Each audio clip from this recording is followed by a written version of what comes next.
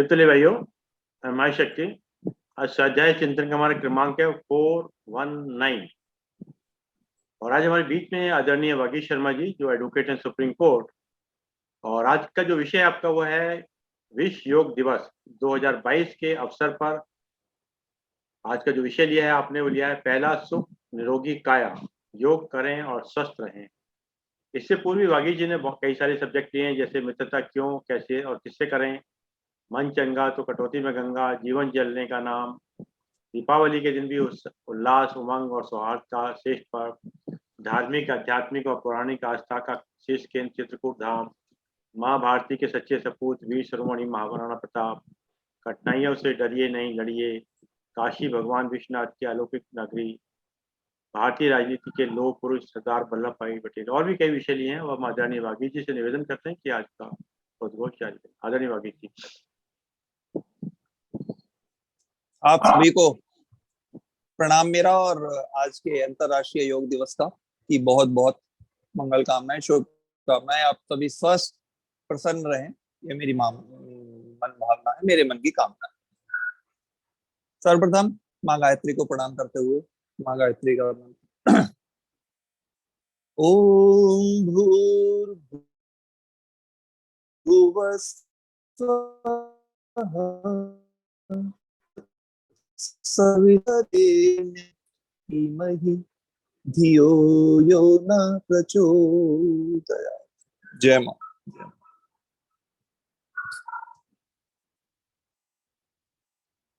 आज राष्ट्रीय योग दिवस, अंतर्राष्ट्रीय योग दिवस जैसा कि लोग जानते हैं 21 जून को प्रतिवर्ष मनाया जाता है।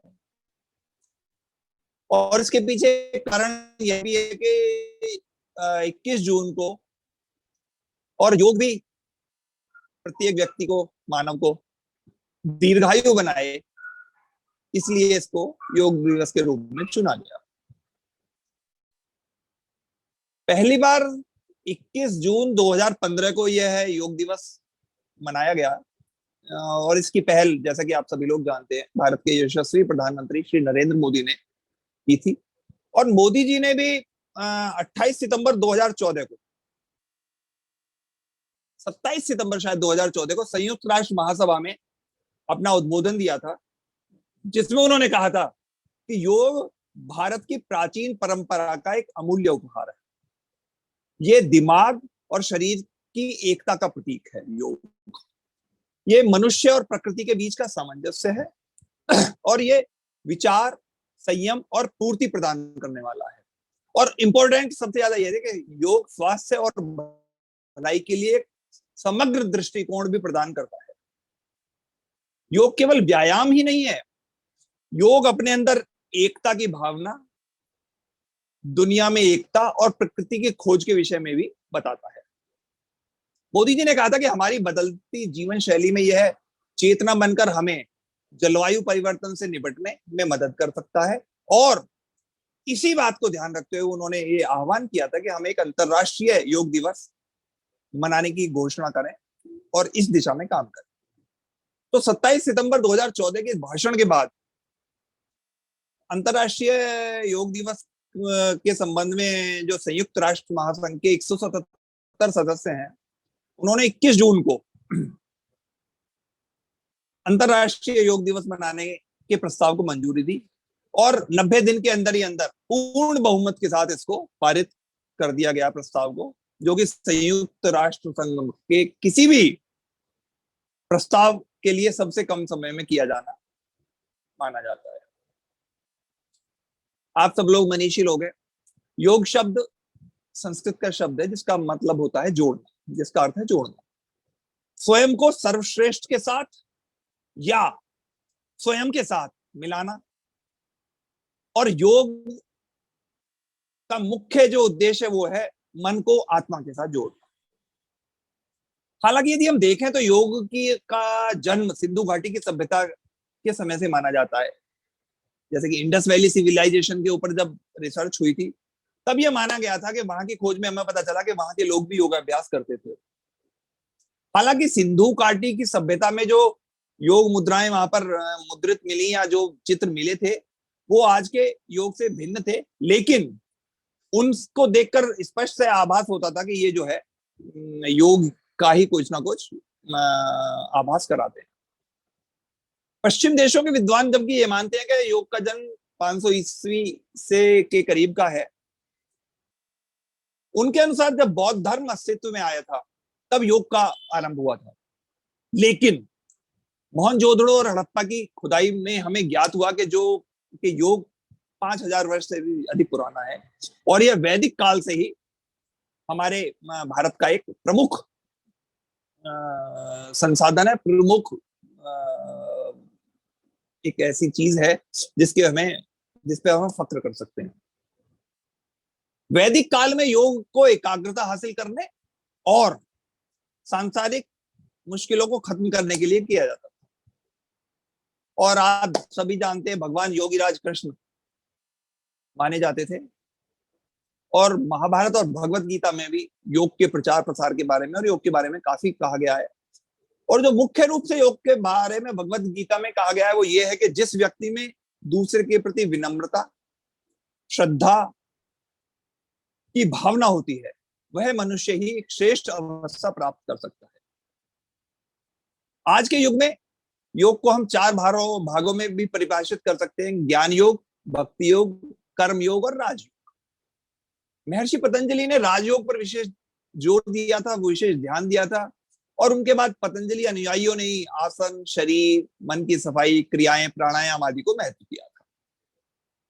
यदि हम वर्तमान समय में देखें, आधुनिक काल में देखें तो स्वामी विवेकानंद ने शिकागो की धर्म संसद में योग की विशेषताओं के बारे में उल्लेखित किया था और पूरे विश्व को योग से परिचित करवाया था।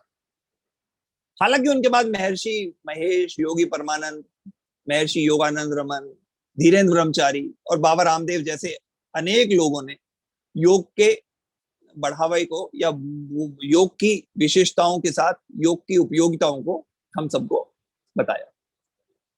भक्ति योग को स्वस्थ रखने में सहायक माना जाता है। योग करने से मनुष्य का मन और आत्मा संतुलित होती है, लेकिन मात्र शरीर को सुडौल बनाने या मन को कुछ क्षणों के लिए नियंत्रित करने से मनुष्य का उद्देश्य पूरा नहीं हो सकता, क्योंकि परमात्मा की प्राप्ति, परमपिता परमात्मा की प्राप्ति भक्ति योग से ही संभव है। चलिए, योग तो हुआ और योग का जो पुरोवाक्य या उद्देश्य है वो है पहला सुख निरोगी काया। सब लोग मांगते हैं, बहुत सारे संतों ने इस बारे में बताया है। सुख 3 प्रकार के होते हैं सर: सात्विक, राजसिक और तामसिक। सात्विक सुख वो होते हैं जो अपने सुख दुख का विचार जो व्यक्ति नहीं करता है और दूसरों को सुख देना चाहता है, वो 100% सात्विक सुख है और ये मानसिक सुख भी माना जाता है। राजसिक सुख यदि हम देखें तो वो दूसरे को दुख ना देकर अपने लिए सुख की प्राप्ति करना राजसिक सुख माना जाएगा। ज्ञानेंद्रिय और कर्मेंद्रिय इंद्रियों द्वारा जो मिलने वाला सुख है वो राजसिक सुख होता है, जैसे कि हम स्वादिष्ट पदार्थों को खाना या अपने सुख के लिए कोई चीज का भक्षण करना या उपयोग करना जिससे कि हमें तृप्ति मिलती है। तामसिक सुख इन सब से अलग है। दूसरों को दुख देने या जीवन के कष्टों को दूर भगाने में ही कुछ व्यक्तियों को सुख मिलता है, जैसे कि मद्यपान करना या मादक पदार्थों का सेवन करना या अन्य व्यसन करना। ये सब तामसिक सुख होते हैं जो कि किसी भी रूप से अच्छे नहीं माने जा सकते। जो स्थूल देह का जो सुख है वो तामसिक स्वरूप होता है, जबकि मानसिक सुख राजसिक सुख होता है और बौद्धिक सुख विशुद्ध सात्विक सुख होता है। अब हम आते हैं जो कि हमारे महर्षियों ने, मनीषियों ने माना है कि सुख जो है प्रमुख रूप से 16 सुख होते हैं और उनमें से पहला सुख होता है, उसके बारे में जो कहा गया है, पहला सुख निरोगी काया, दूजा सुख घर में हो माया। पहला सुख निरोगी काया मतलब आपका शरीर रोग रहित हो, यही सबसे पहला सुख है। आप स्वस्थ हैं तो आपका जीवन है, अस्वस्थ काया में जीवन नहीं होता। व्यक्ति को यदि आप देखें तो 4 कारणों से अस्वस्थ होता है। पहला मौसम या वातावरण से, दूसरा खाने पीने से, तीसरा चिंता या क्रोध करने से, और चौथा अनिद्रा से। मौसम और वातावरण आपके वश में नहीं है। कभी भी मौसम खराब हो सकता है, सर्दी हो सकती है, गर्मी हो सकती है, बरसात हो सकती है, लेकिन उनसे बचना आपके वश में है। घर को आप अपने इस हिसाब से बनाएं कि वहां पे आप ठीक प्रकार रह सकें, वास्तु के अनुसार बनाएं, हवा प्रकाश का उपयुक्त व्यवस्था हो, तो ये सब चीजें आपके शरीर पर सकारात्मक प्रभाव डालेंगी और आप ठीक रहेंगे। दूसरी बात है खाना पीना। खाना पीना आपके हाथ में है। यदि आप अच्छा भोजन, उत्तम भोजन, सुपाच्य भोजन लेंगे तो आपका शरीर स्वस्थ, और यदि आप व्यसनों से या नशों से दूर रहेंगे तो भी आप बहुत स्वस्थ रहेंगे। और आपका आहार इसलिए संतुलित रहना बहुत आवश्यक है। एक बात और आवश्यक है कि आहार के साथ साथ आपको उपवास भी जरूरी है। हर प्रत्येक माह में 2-4 उपवास अवश्य करने चाहिए। नंबर 3 जो निरोगी काया को परेशान करने वाली बात है वो है चिंता और क्रोध। चिंता करने की या क्रोध करने की जो आदत होती है वो भी एक व्यसन है, शराब की शौक की तरह है। मनोवैज्ञानिक तो यहां तक कह रहे हैं नशा करके व्यक्ति चिंता में तो जाता ही है, वो चिड़चिड़ा भी हो जाता है। और ये दोनों आदतें आपको धीरे धीरे आपको बुढ़ापे की तरफ ले जाती है, और परिवार में भी बहुत अच्छी आपका माहौल नहीं रहता, और धीरे धीरे परिवार भी आपसे कटने लगता है या फिर आप परिवार से कट जाते हैं। जहां तक चौथे कारण का सवाल है, तो यदि देखा जाए तो उपरोक्त 3 कारण यदि हैं तो चौथा भी आ ही जाए। उत्तम नींद। यदि आपकी नींद अच्छी है तो समझ लीजिए आपके लिए संजीवनी बूटी के काम करती है।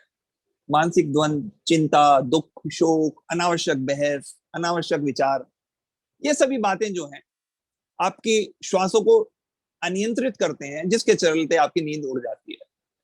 और यदि आपकी नींद उड़ जाती है तो फिर आपका मस्तिष्क भी काम नहीं करेगा और आप शारीरिक अवस्था भी धीरे धीरे आपकी खराब हो जाएगी।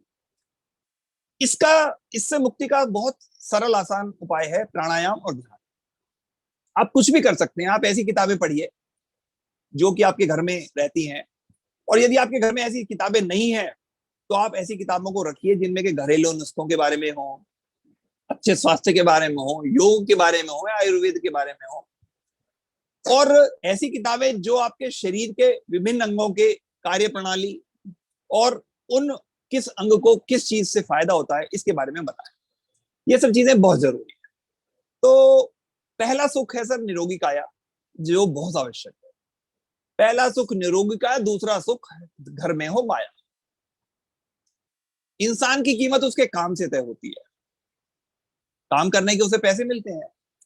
कोई व्यक्ति कितना कमा रहा है और वक्त के साथ साथ उसके कमाए पैसों में कितनी बढ़ोतरी हो रही है, ये उस आदमी की कीमत और उसके महत्व का मानक माना जाता है। जीवन में बहुत सी चीजें ऐसी हैं जिन्हें धन से नहीं खरीदा जा सकता। हालांकि बहुत सारी चीजें ऐसी हैं जिनके लिए हमें धन की आवश्यकता होती है। हम सब लोग जानते हैं कि पैसा सब कुछ नहीं होता, परंतु कुछ भी खरीदने के लिए पैसा बहुत कुछ होता है और महत्वपूर्ण है। और हमें अपनी अनेक आधारभूत आवश्यकताओं की पूर्ति के लिए धन की जरूरत पड़ती है। हमें अपने बच्चों की बेहतर शिक्षा के लिए भी पैसे की जरूरत पड़ सकती है, और अन्य अनेक ऐसी हमारे पास हमारी जरूरतें हैं जिनके लिए पैसा बहुत कुछ है। पैसा सब कुछ है लेकिन सब कुछ नहीं है। बहुत कुछ है लेकिन सब कुछ नहीं है। पैसा ईश्वर नहीं है, ईश्वर की कृपा है पैसा। पैसा सुख नहीं है लेकिन सुख का साधन है पैसा। किसी भी चीज का महत्व तब समझ में आता है जब हम उससे वंचित हो जाते हैं। मानव मन ऐसा ही है। जब एकांत में होता है तो ये भीड़ का आनंद लेना चाहता है, और जब भीड़ में होता है तो एकांत की तरफ भागता है। और इस युग में, वर्तमान परिप्रेक्ष्य में यदि हम देखें तो अधिक भौतिकता की तरफ भागने वाला या ऊपरी चकाचौंध की तरफ आकर्षित होने वाला व्यक्ति पैसे को बहुत महत्व देता है, और यही सारी चीजें कई बार उसके लिए कष्ट का कारण बनती है। आप निश्चित रूप से जान लीजिए कि बहुत सारी चीजें हैं जिन्हें आप पैसे से नहीं खरीद सकते।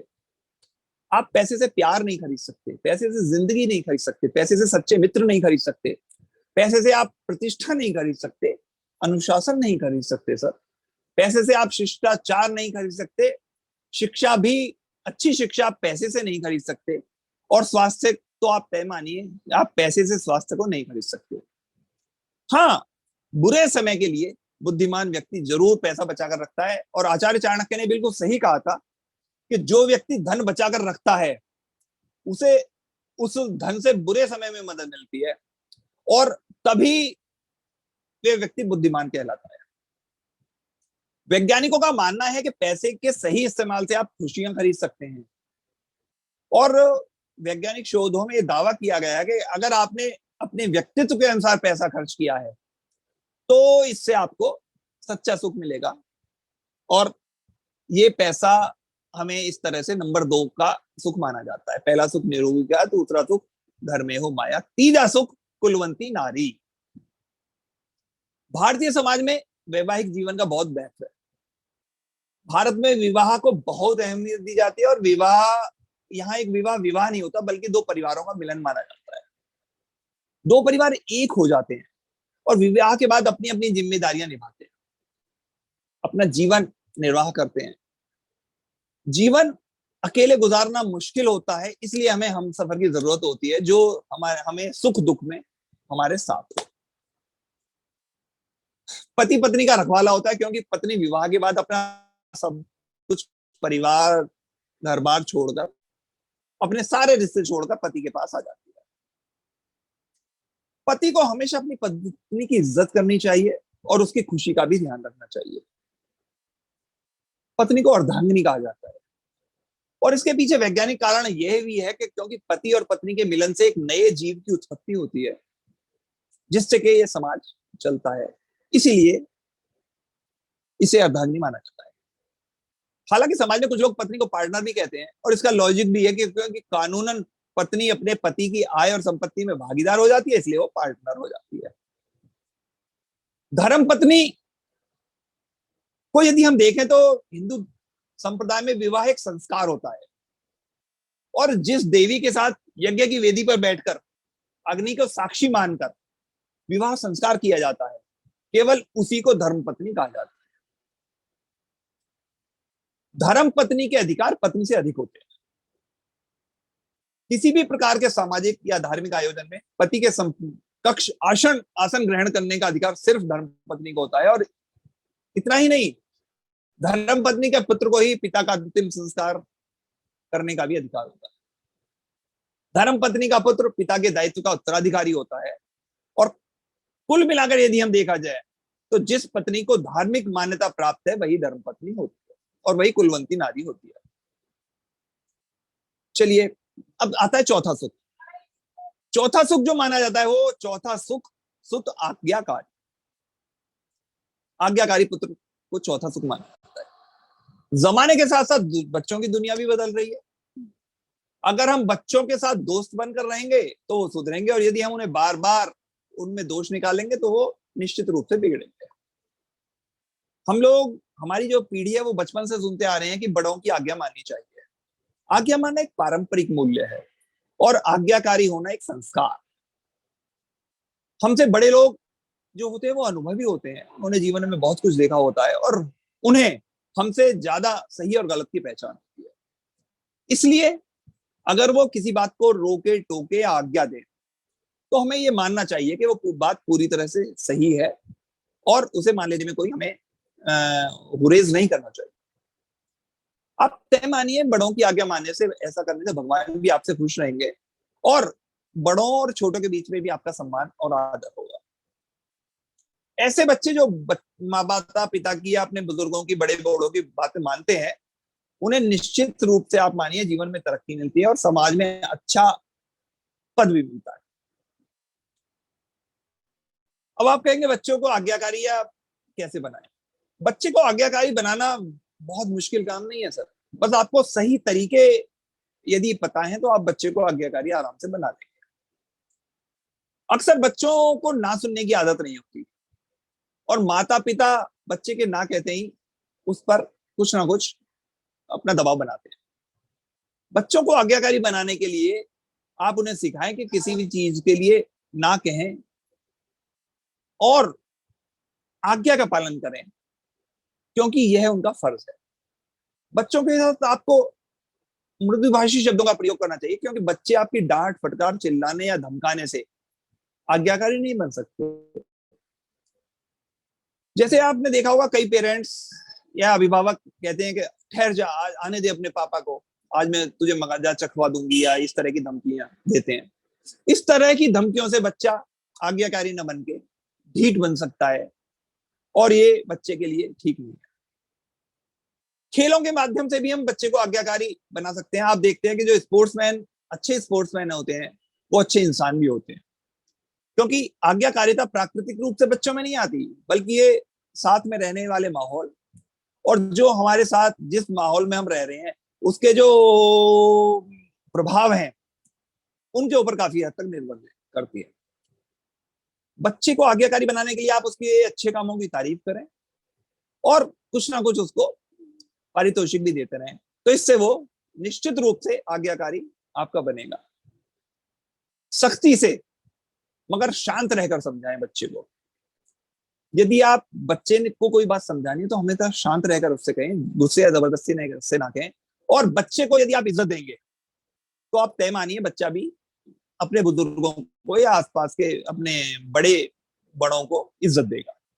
यह सच है कि बच्चे छोटी उम्र से ही बच्चों के अंदर माँ बाप के गुण आ जाते हैं, और बच्चा वैसा ही करता है जैसे कि वो देखता है।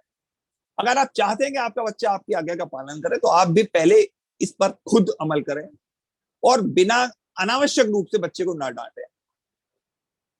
आप ध्यान रखिए कि आप गलती के वक्त यदि बच्चे को डांटेंगे तो उसका नकारात्मक प्रभाव पड़ेगा। यदि बच्चे ने गलती कर दी तो उसको 1-2 दिन बाद भी आप या थोड़े समय बाद उसको उस बात को समझाएं, तो ये बच्चा निश्चित रूप से आज्ञाकारी बनेगा। पांचवा सुख है कि पांचवा सुख सदन हो अपना।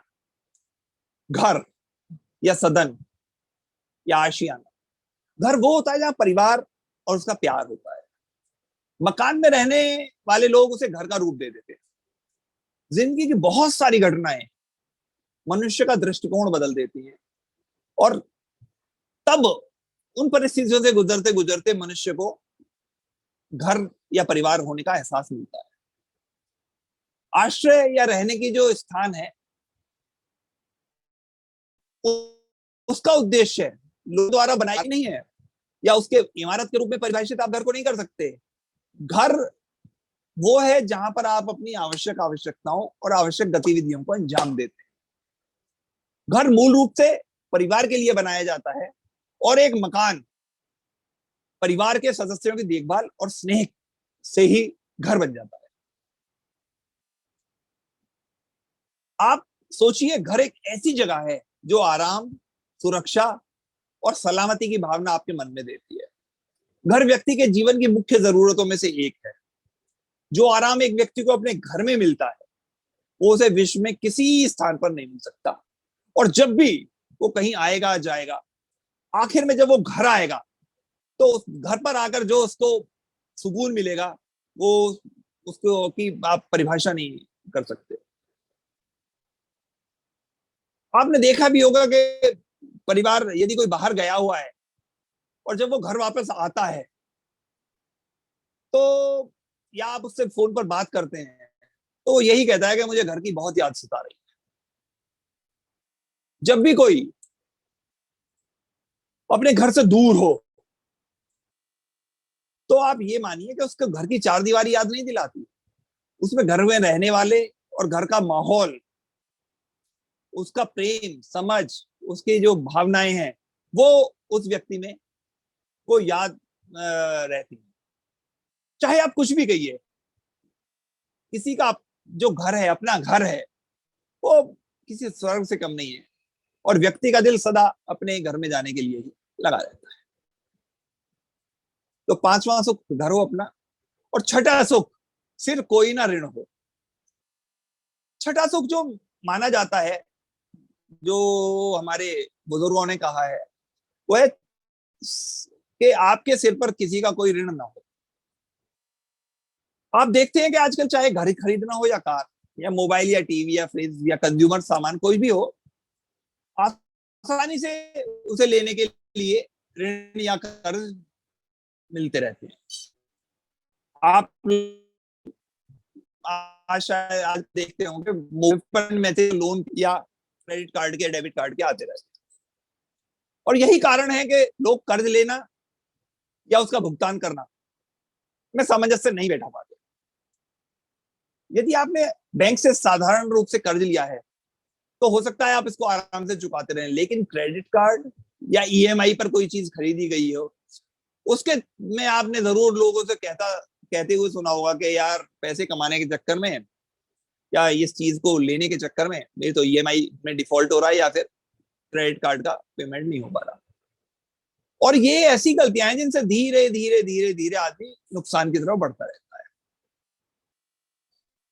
हालांकि हम में से हर एक की ये कोशिश रहती है कि जीवन शैली हम अपने इस हिसाब से रखें कि जो हमारे नियंत्रण में रहे, लेकिन आधुनिक समय की कुछ आवश्यकताएं की पूर्ति के लिए हमें कई बार वित्तीय परेशानी आती है, तो हम उसको अपना आर्थिक सुदृढ़ता के लिए ऋण या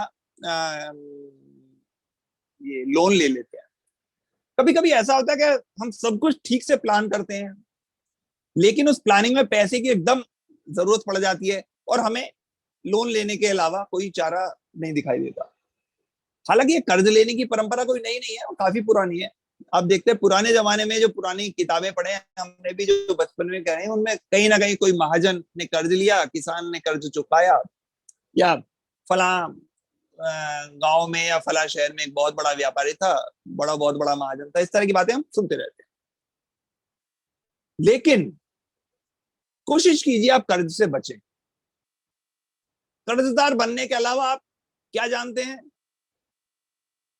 आप ये तय मानिए कर्ज लेने वाले का स्वास्थ्य भी धीरे धीरे धीरे खराब हो जाता है।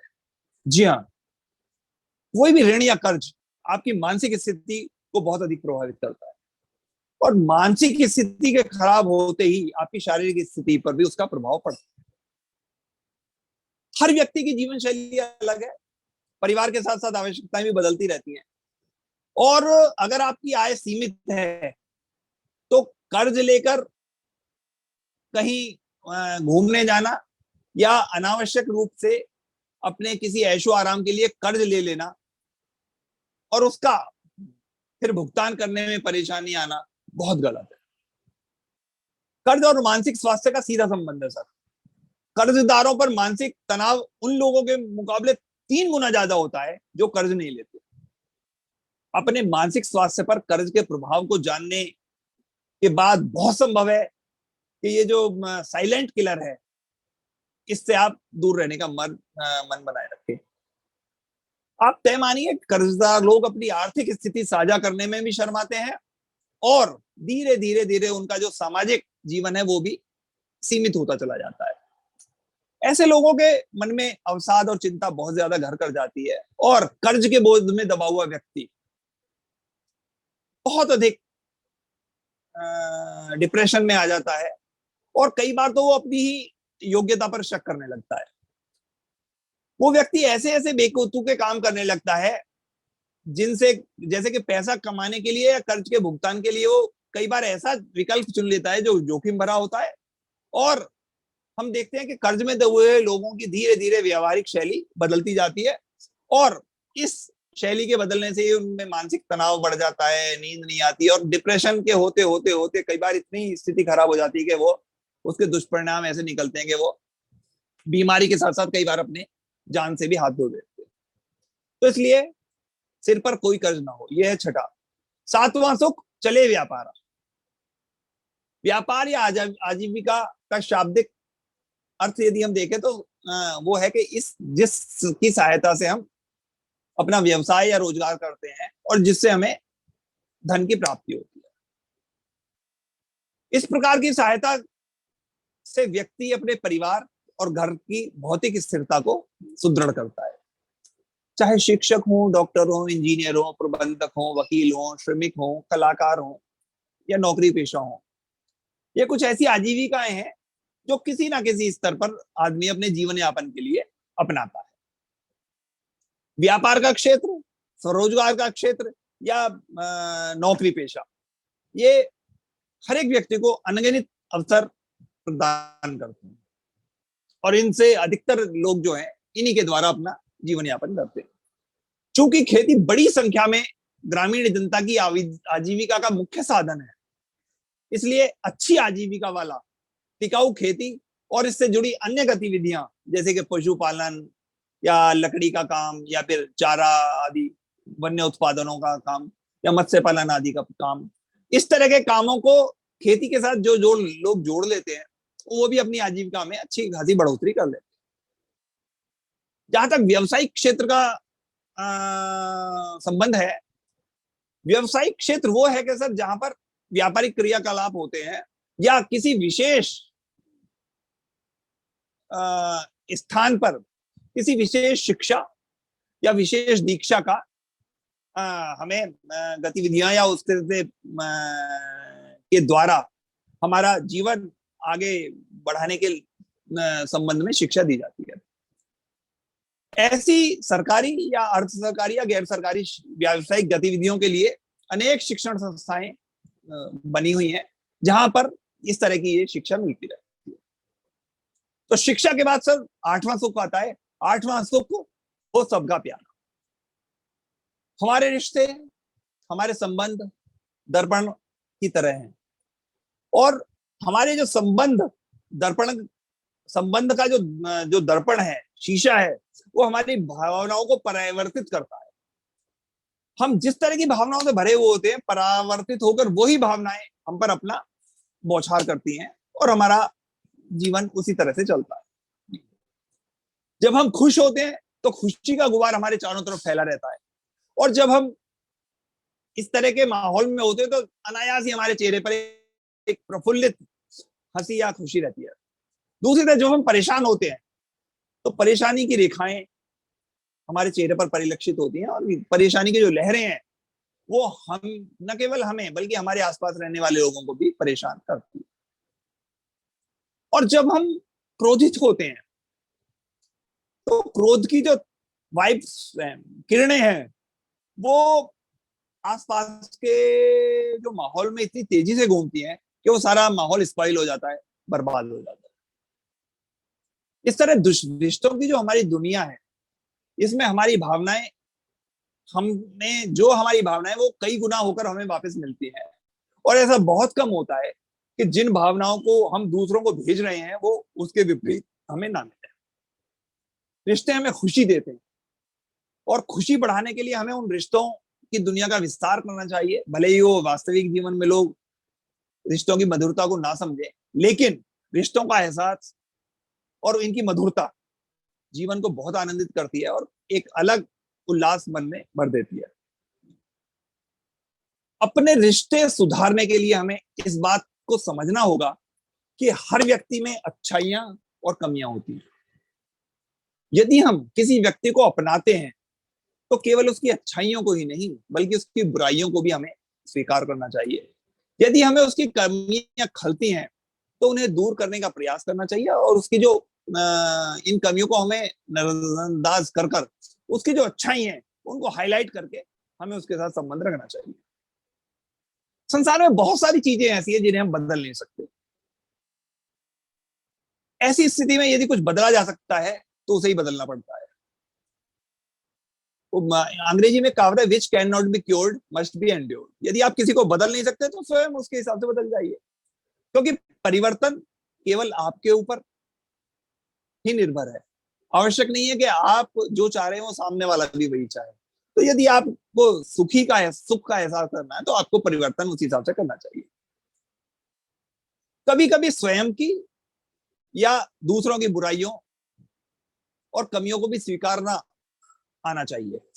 सदा कमियों को या बुराइयों को नहीं स्वीकारना चाहिए, लेकिन जो बातें एक्सेप्टेबल हैं उन्हें स्वीकार करके हम उनके इफेक्ट्स हैं उनसे बच सकते हैं।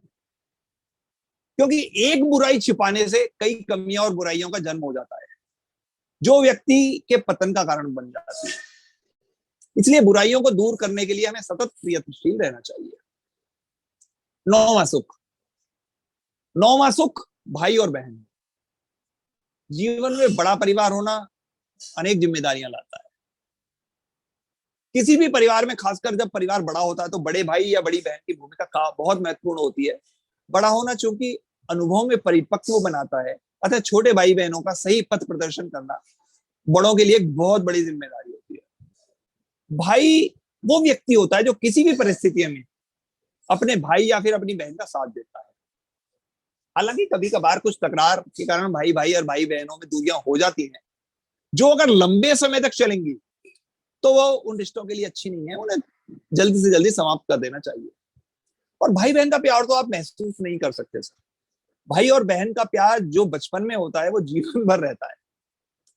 छोटी बहन हो या बड़ी, उसके मुंह से एक ही शब्द यदि निकलता है, मेरा भाई, भाई भी अपनी बहन की हर इच्छा पूरी करने के लिए तत्पर रहता है। और हाँ, बहन भाई के प्यार में गरीबी अमीरी की दीवार कभी नहीं होती। नौवां सुख भाई बहनों। दसवां सुख ना बैरी स्वजन हो। देखिए, भाईचारे की भावना मन को मन से और हृदय को हृदय से जोड़ती है।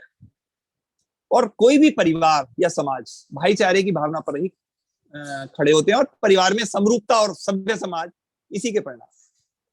भाईचारे के वातावरण में प्रेम और सद्भाव की दिव्यता छलकती है, और इसके अभाव में वैमनस्य, विघटन और अलगाव फैलता है। उपनिषदों में कहा गया है कि जहां भातृत्व का भाव होता है वहां सुख, शांति और प्रसन्नता छलकती है। एकाकी जीवन और अलगाव में न सुख है न शांति है। मनुष्य एक मननशील और सामाजिक प्राणी है। Man is a social animal. वह समाज से दूर रहकर अकेला जीवन व्यतीत नहीं कर सकता। जीवन निर्वाह के लिए समाज को सौहार्दपूर्ण वातावरण या समाज के सौहार्दपूर्ण वातावरण में रहना उसकी जरूरी है। आप मानेंगे कि अकेला रहना किसी दंड से कम नहीं है। अतः समाज में रहने का न्यूनतम मापदंड एक ही है, भाईचारे की भावना या भातृत्व की भावना होना। जब हम इस गुण को विकसित कर लेते हैं तो अपने आप ही समाज का एक अभिन्न और महत्वपूर्ण इकाई हम बन जाते हैं। हाथ की पांचों उंगलियों के समान हमें एक साथ मिलकर रहने में ही सुख है, तभी एक मिट्टू के रूप में हमारे सामने रहेगी। सभी में भातृत्व की भावना किसी ना किसी रूप में विद्यमान रहती है, और हाँ, किसी ना किसी में कम तो किसी में अधिक हो सकती है। जरूरत है केवल प्रेम और भाईचारे। भातृत्व भावना के बाद 11वां सुख। 11वां सुख मित्र हितैषी सच्चा। सच्चा मित्र वो होता है सर जो जीवन के हर मोड़ पर आपके साथ खड़ा हो, जीवन की हर मुश्किल परिस्थिति में वो आपके साथ हो और आपको सबसे बेहतर समझे। वही सच्चा मित्र है।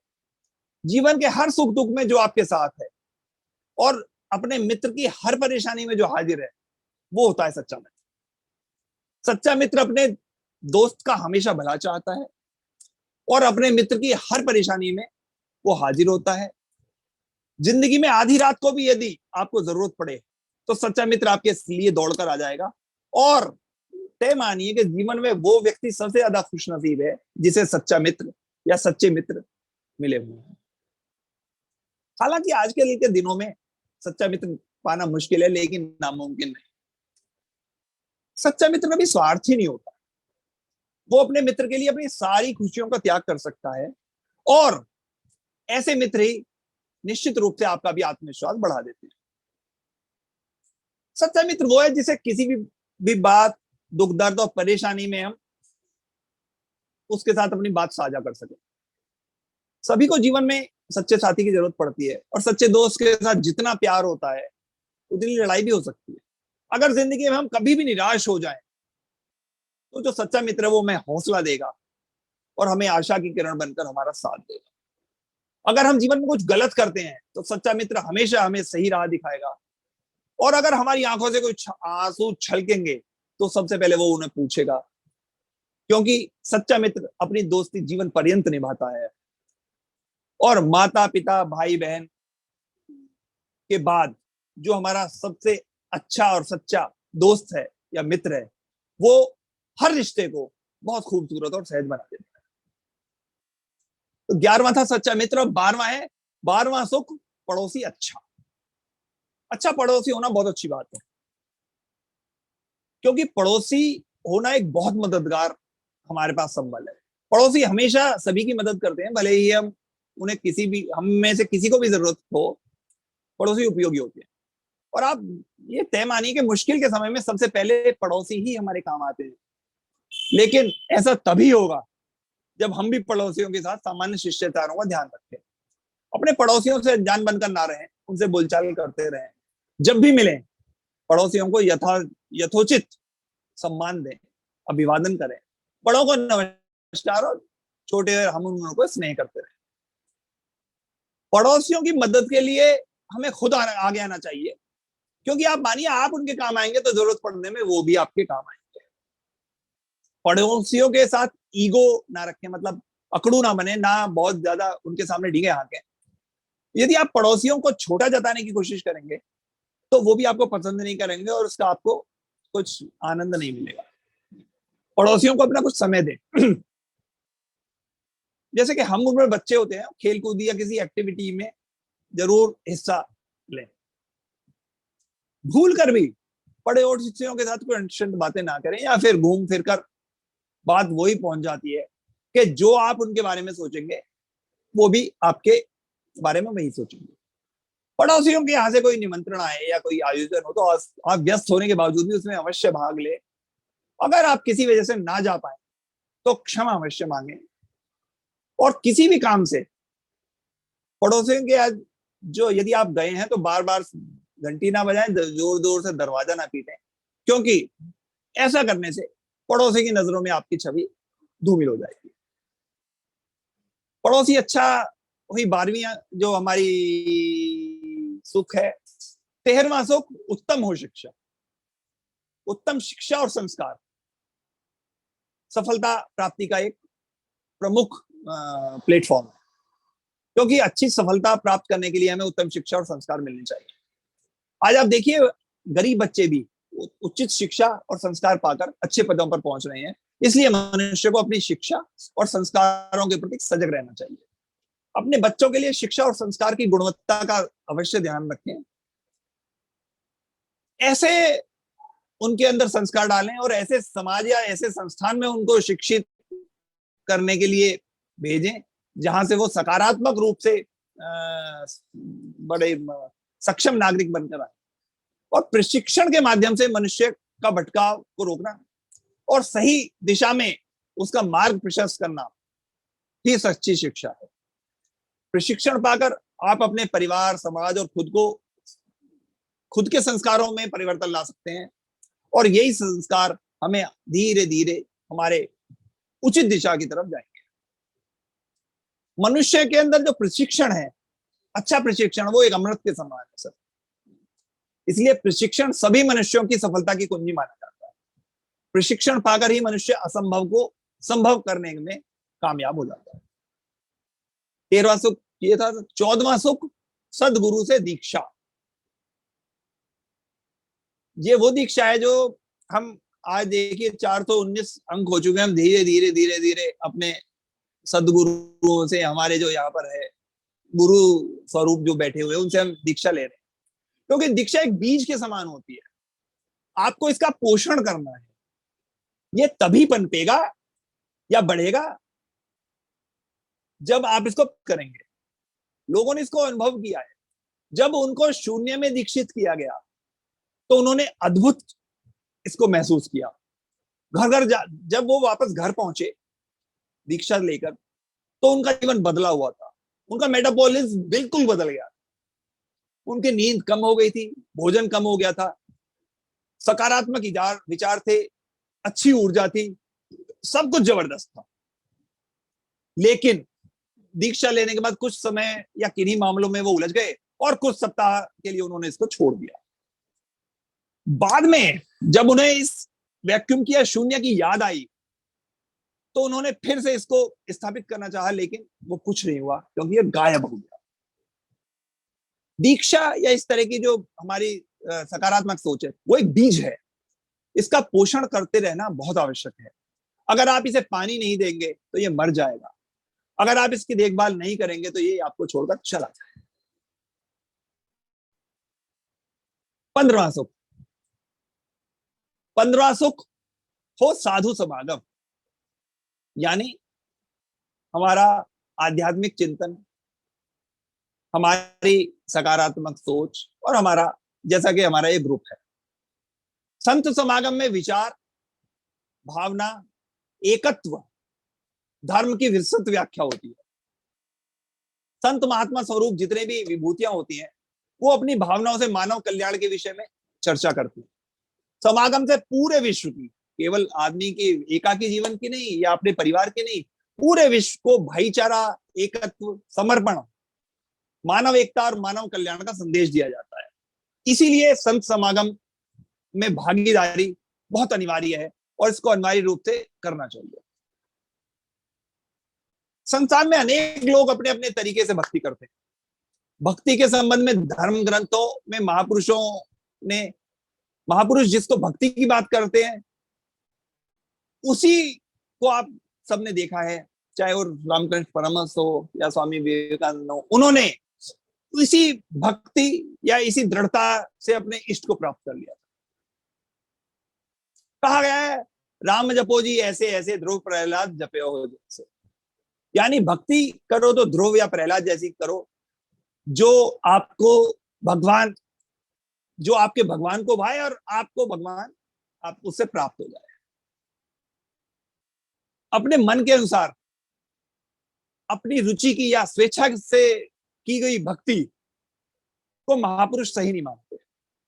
शास्त्रबद्ध भक्ति ईश्वर को प्रसन्न करती है और यही शक्ति मनुष्य को बंधनों से मुक्त कराकर उसको आध्यात्मिक स्वतंत्रता प्रदान करती है। और सभी सुखों को प्रदान करने वाली ईश्वर की भक्ति से ही हम सबको शांति मिल सकती है। संत समागम के बाद अब आ गया अंतिम सुख जो बताया गया है महापुरुषों ने, 16वां सुख, संतोष बसे मन। संतोष का मतलब तृप्ति। संतोष व्यक्ति को दृढ़ निश्चयी और बलवान बनाता है। संतोष एक अवधारणा है। अगर कोई मनुष्य अपने मन मस्तिष्क में इसे धारण कर लेता है तो वो समझ लीजिए सुखी हो जाता है। संतुष्ट से जो संतुष्टि मिलती है, और संतुष्ट होने का एक भाव है, तृप्त होने का भाव है। संतुष्टि से हमारा तात्पर्य है अपने कार्य से, अपने जीवन से आप कितना संतुष्ट हैं। संतुष्टि मस्तिष्क की उस अवस्था को व्यक्त करती है जब भीतर से प्रसन्नता का आभास होता है, और सबसे सुखी और सबसे खुश व्यक्ति वही है जो अपने आप से संतुष्ट है। संतोष से जो सुख मिलता है वो सर्वोत्तम है। प्राचीन काल में मनुष्यों ने जीवन में संतोष के महत्व को बहुत परिभाषित किया है और शास्त्रों में भी हमें आप देखिए तो संतोष की महत्ता का खूब वर्णन मिलता है। मनुस्मृति में लिखा गया है कि संतोषम परमम सौख्यम, संतोषम परमम व्रतम, संतोषम परमम पथ्यम, संतोषम परमम हितम। संतोष परम सुख है, परम अमृत है, परम पथ्य है और परम हितकारी है। अगर आपके मन में संतोष है तो आप आशावादी होंगे। आशावादी दृष्टिकोण से आप निराशा और चिंता से मुक्त रहेंगे और आपके सभी दुख मिट जाएंगे। आप शांति के साथ सोएंगे और खुशी से खुशी जाएंगे। आपके हृदय में प्रेम और करुणा भरी रहती है तो आपको असीम शांति का एहसास होगा। और हमें से प्रत्येक को खुद विचार करना चाहिए, आत्ममंथन करना चाहिए, क्योंकि यह संतुष्टि बाजार में नहीं बिकती। संतुष्टि और असंतुष्टि दोनों आपके ही अंदर है। चुनाव आपको करना है। आप जो भी करेंगे उसका कारण भी आप स्वयं ही है। आप ही विचार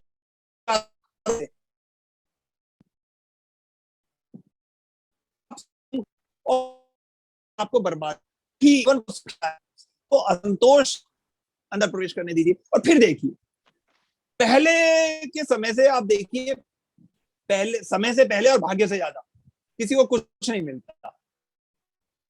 आप कर्म कीजिए, फल की चिंता कीजिए, कीजिए, अगर सफलता मिले तो पुनः सफलता के लिए सक्रिय हो जाइए। आपको जो मिला है या जो मिल रहा है उस पर संतुष्ट रहिए। आप जो पाना चाहते हैं उसे प्राप्त करने का प्रयास अवश्य करते रहिए। अगर आप असंतुष्ट रहेंगे तो किसी भी काम में आपका मन नहीं लगेगा और इससे आपका पूरा न केवल काम बल्कि जीवन प्रभावित हो। संतोष बड़ा धन है।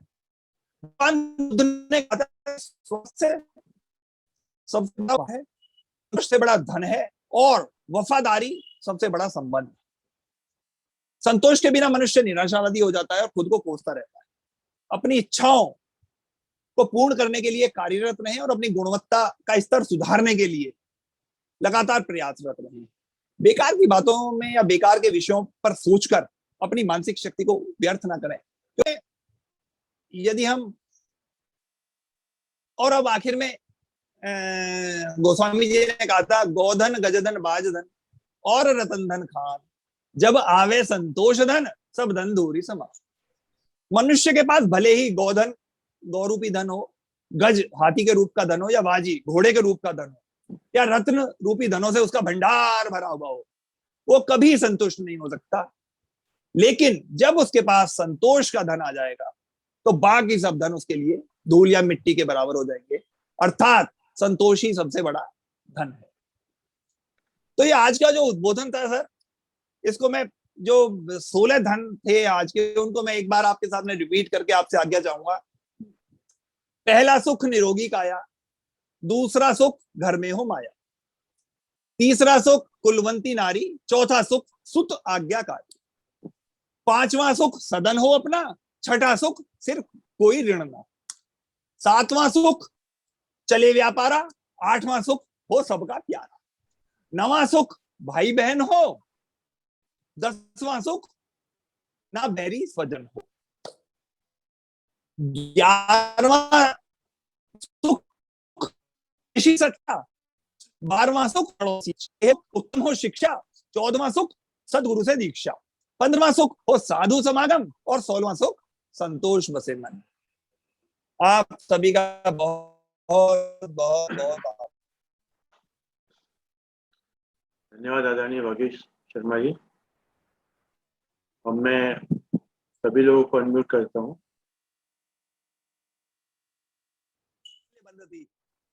आज लगा सब गीता उपनिषद और वेद ज्ञान, सब ज्ञान आपने पूरा बांध दिया। ऐसे आप चलते रहे, ऐसे सरल भाव से पूरा जीवन आपने व्याख्या कर दिया, सब कुछ व्याख्या कर दिया, कुछ बचा नहीं है। मेरे विचार से जो नायब साहब भी कभी बोलते हैं संतुलित जीवन क्या है, सब चीजों का सारांश, गीता का सारांश आ गया, सब उपनिषदों का सारांश आ गया। पूरा कमाल है। बल्कि सब हम पूरा 16 सुख में हम तो मुस्कुराते रहे, आप बोलते रहे और 50 मिनट कैसे निकल गए यही नहीं पता चला। इस तरह का प्रवाह, इस तरह का कमाल है। ये आपने प्रिपेयर किया है या क्या किया है, कैसे आपने तैयारी की है, कैसा एक्सटेम्पोर किया, कुछ हमारी समझ से बाहर है, लेकिन बहुत आनंद आया। और बिल्कुल लगता है इतना सरल भाव सबके दिमागों में जा चुका है। ये बिल्कुल एक नॉर्मल जीवन है, सब देखते हैं, सब सुनते हैं, सब ये आभास भी होता है, लेकिन इस तरह का सब कुछ एक सारांश देना के पहले एक दिन सारी सफलता की कुंजी पढ़ ली हमने, बिल्कुल एक ऐसा हुआ। बहुत आनंद आया, कमाल हो गया। मैं क्या आपके गुरुजी से जरूर सुनेंगे कि उनका शिष्य इस तरह व्याख्या कर सकता है, और जरूर डॉक्टर कालरा से कुछ ना कुछ हम जरूर इसके बारे में पूछना चाहेंगे। बहुत बहुत धन्यवाद सर। आपका भी तो धन्यवाद है। आपके यहाँ मीटिंग चल रही है और आप छोड़ गए, आपने सब कुछ उनका परित्याग। बहुत अच्छा किया। उनका बार बार फोन आ रहा था जरूर आइए, लेकिन मेरा ख्याल है आज का ये जो पूरा एक रिवीजन हुआ है लाइफ का, बहुत ही आनंद है। ये भाव सब में है, आते रहते हैं, जाते रहते हैं। जैसे आपने कहा वो आया और फिर 4 दिन में भूल गया, फिर दोबारा वापस आया, लेकिन वो आ नहीं पाया। बिल्कुल वही वाली बात है। ये जो आनंद है ये साथ ही चलता रहे और अदृश्य ना हो जीवन से, बहुत अच्छा है। ये स्वाध्याय चिंतन का यही है कि ये हर रोज पर्दा अब तो धूल मिटती जाती है। आप लोगों से बहुत ही आनंद आया। बहुत बहुत शुभकामनाएं आपको। बहुत बहुत धन्यवाद। आप सर संत समागम भी एक इसलिए बहुत इंपॉर्टेंट वो माना गया था इसमें कि संत समागम होना बहुत जरूरी है, क्योंकि आप सर तय मानिए, ये मैं कुछ नहीं है, आप इसमें बिल्कुल हाइपरबोलिक ना मानिए कि जैसा जो मैं बोल पा रहा हूँ ना, ये क्योंकि पिछले 419 अंकों में जो थोड़ा बहुत चलता रहा, मिलता रहा, सुनता रहा, कुछ आपसे कुछ आपसे, बोल दिया। पांडे साहब बैठे हैं सर, नैब साहब बैठे हैं, चौधरी साहब के कमेंट्स इतने बेहतरीन आते हैं, काला साहब तो खैर हमारे शुरू से ही गुरु हैं, 79 से मैं इनका शिष्य हूँ सर। सारांश आपने सब सफलता की कुंजी तो है, किताब बस लिख वही दी है। वही अखिलेश जी रह गए, भागी जी अखिलेश जी रह गए। अरे अखिलेश जी ने तो सबसे पहले शुरू में ही मुझे वो दे दिया था, आज का हिंट, वो कह रहे मैं तो जगह ढूंढते हैं वो कि कहाँ बैठ के पूरा सुना जा सके। बहुत बहुत सर, बहुत आभार सर। चलिए सर, ये और भी लोग कुछ बोलना है। देखो वागीश जी ने, जीवन के दो चीजें हैं, इधर तन है उधर मन है, तो योगा के रास्ते एक तो निरोगी काया मिल जाए, लास्ट में उन्होंने कहा कि संतोष के होने से मन जो निरुद्ध होता है, मन प्रसन्न होता है, जिसके पास तन और मन दोनों ही निरोग हैं, दोनों अपने आप में स्वस्थ हैं, उसको किस चीज की कमी। तो वागीश जी कोई भी टॉपिक लेते हैं उसके साथ पूरा जस्टिस करते हैं, पूरा न्याय करते हैं, और बहुत सुंदर इन्होंने जो बातें कही हैं, बहुत बहुत आभार इनका, धन्यवाद। और कोई किसी को कुछ और, नैब साहब कुछ कहने वाले हैं देखो आपके लिए। जरूर कहेंगे। नैब साहब से और आर.एन. पांडे साहब से तो मैं जरूर सुनना चाहूंगा कुछ। चलिए साहब बोल दीजिएगा। नहीं, मैंने दरअसल जो टॉपिक की शुरुआत पढ़ी थी इसमें लिखा था पहला सुख निरोगी काया, योग दिवस के ऊपर कुछ बताएंगे तो योग के बारे में बताएंगे, किस तरह के काया को निरोगी रखा जाए, कौन कौन से योग किए जाए, लेकिन उन्होंने सारे सुखों का वर्णन कर दिया उसमें योग दिवस से आगे बढ़कर।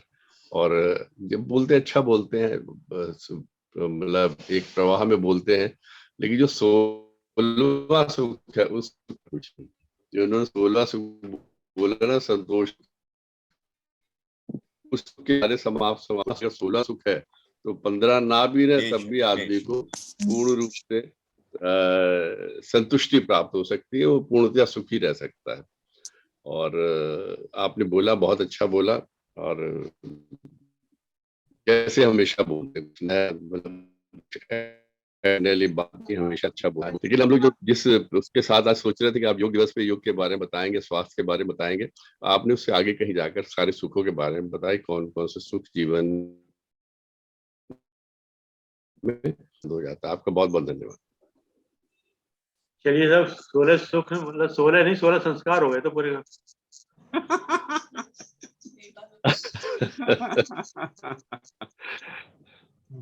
चलिए फिर वो अखिलेश जी धन्यवाद देंगे, फिर पांडे जी पहले कुछ बोलेंगे, फिर बाद में अखिलेश जी धन्यवाद देंगे दोस्तों, क्योंकि इच्छा वागीश जी की पांडे जी कुछ बोले उसका फिर अखिलेश जी धन्यवाद देंगे। पांडे जी से बहुत कुछ सीखा है सर, इसलिए मैंने कह दिया। नहीं, तो वागीश जी बहुत बहुत बधाई, बहुत बहुत शुभकामनाएं, बहुत सुंदर आपका वक्तव्य, तो प्रभावशाली धारा प्रभावी, इसमें कोई शक नहीं। अभी योग दिवस क्या देखकर, निरोगी काया देख के मैं आया, तो मैंने कहा कि जरूर ही जाएंगे और वागीश जी की वक्तव्य में योग प्रारंभ किया, भगवान से जुड़ना है, किस तरह से जुड़ना है, परमात्मा से जुड़ना है। और ये जो पहला सुख निरोगी काया, इसके जो 4 हैं शुरू के, इसको तो मैं सुनता आया था कि शरीर निरोगी हो, धन हो, पत्नी हो, पुत्र हो, अच्छा हो। लेकिन ये 16 के 16 जो पूरे एक साथ आपने जहां पर भी इसे भी संकलित करके बोले, बहुत ही सुंदर। मैं इसको बैठे बैठे नोट कर रहा था। शरीर, धन, पत्नी, पुत्र, घर परिवार, कर्जा न होना, व्यापार का चलना, सबका साथ, भाई बहन, भ्रातृत्व भावना, हितैषी मित्र होना, अच्छा पड़ोसी, उत्तम शिक्षा, सदगुरु से दीक्षा, साधु समागम और संतोष। तो मैंने ये नोट बना लिया है अपने पास, कभी दोबारा से रिवीजन करने के काम आएगा। मैं यही सोच रहा था कि सत्संग का लाभ यही है कि सब एक से एक बढ़ के लोग हैं और सत्संग का समय यह है कि एक को गुरु बना दिया जाता है। ये कहते हैं कि सनक, सनातन, सनत कुमार, सनंदन ये जब बैठते थे एक से एक ब्रह्म ज्ञानी है, लेकिन एक को किसी को गुरु बना देते थे भाई आज आप बोलिए। तो इसी तरह से हमारा ये सत्संग है और आज के गुरु हमारे वागीश शर्मा जी, पंडित वागीश शर्मा है। इनके कहने कारण हम लोगों ने सुना सब बातों को, इनमें से कुछ भी हम उतार लेंगे तो हमें बहुत सुख मिलेगा।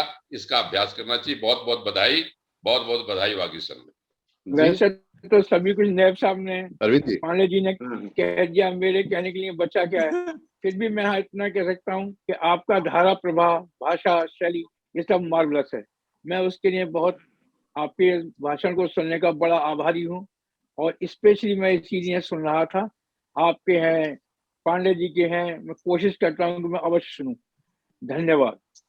धन्यवाद आदरणीय अखिलेश जी, धन्यवाद आदरणीय वागीश शर्मा साहब, अपने समय निकाल के समय दिया। और जैसे कि एक विचार के साथ 3 बार ओम के साथ अपनी बात समाप्त करते हैं। आज का विचार जैसे कि आपने योग पे लिया तो 3 चीजें होती हैं, बचपन भी है, युवावस्था भी है, बुढ़ापा भी है। तो देखिए प्रकृति का कैसा नियम है तीनों के लिए। प्रकृति का कालचक्र देखेगा। प्रकृति का कालचक्र नियम कैसे है कि बचपन समय है, शक्ति है, लेकिन पैसा नहीं। बचपन समय है, शक्ति है, लेकिन पैसा नहीं। युवावस्था शक्ति है, पैसे हैं, लेकिन समय नहीं। युवावस्था शक्ति है, पैसे है, लेकिन समय नहीं। और बुढ़ापा पैसा है, समय है, लेकिन शक्ति नहीं।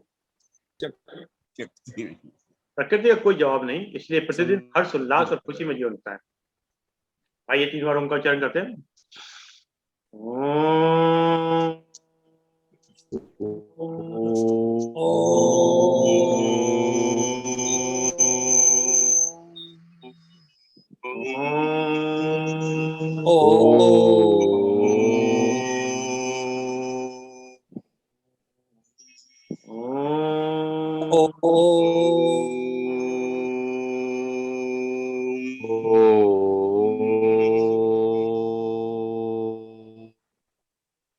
शांति शांति शांति शांति।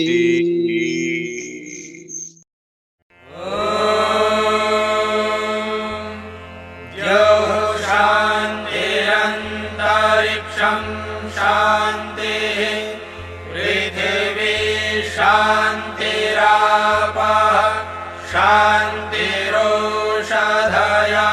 शान्तिः वनस्पतयः शान्तिर्विश्वे देवाः शान्तिर्ब्रह्म शान्तिः सर्वं शान्तिः शान्तिरेव शान्तिः।